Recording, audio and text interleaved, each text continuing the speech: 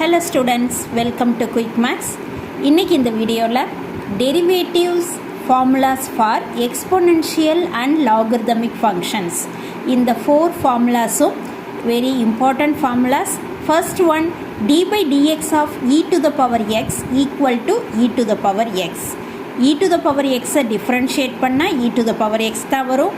அதே மாதிரி a to the power x differentiate பண்ணும் போதுல with respect to x பண்ணும் போதுல a to the power x ln of a where a belongs to r. அதே மாதிரி ln of modulus of x differentiate with respect to x பண்ணினீங்கன்னா equal to 1 by x.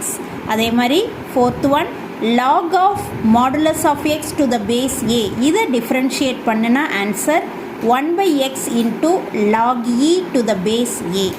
இந்த 4 formulasum important formulas in exponential and logarithmic function.